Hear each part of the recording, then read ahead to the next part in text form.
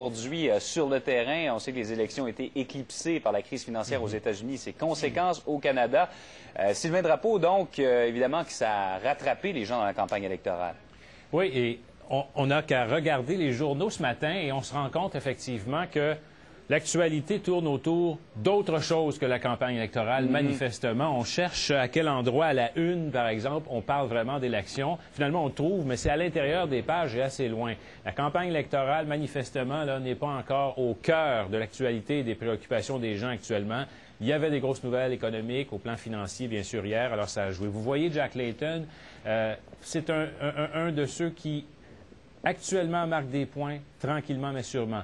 À part peut-être disons, appelons-la pas la bourde de Thomas Mulcair, là, mais le passé qui est revenu, qui a peut-être entaché un petit peu l'image verte du NPD. Mais mis à part ça, la campagne du NPD va assez bien, à tel point que dans une circonscription de Montréal, Jeanne Lebert, le Bloc québécois affiche des pancartes où il est écrit « Un vote pour le NPD égale un vote pour Harper ». Donc, on voit bien qu'on craint chez le Bloc québécois une espèce de passage du Bloc, des électeurs du Bloc vers le NPD.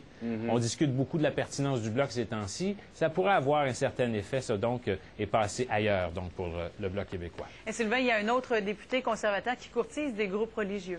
Oui, ils se multiplient. Hein, ceux qui se demandaient si, effectivement, il fallait voir une équation entre religieux, très religieux, et les conservateurs, ça commence à faire pas mal. Un autre, là, dans Le Devoir, on parle cette fois, c'est un pentecôtiste, Luc Harvey, qui se présente dans la région de Québec.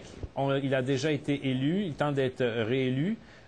Luc Harvey, donc, qui est très pieux, créationniste, enfin, les pentecôtistes le sont, et évidemment aimerait donc être réélu à Québec.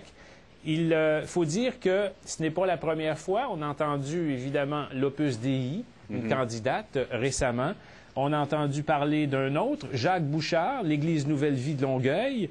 Un autre également dans Honoré Mercier, Rodrigo Alfaro, de la Mission charismatique internationale. Bref, tous des adeptes du conservatisme social.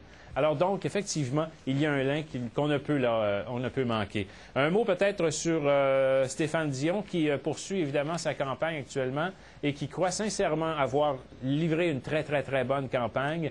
Il accorde des entrevues un peu partout, a toujours de la difficulté cependant à vendre son fameux plan vert, où qu'il soit. Hier, ça a été le cas dans les provinces maritimes. Les pêcheurs craignent d'être touchés par ce qu'on appelle la taxe sur le carbone.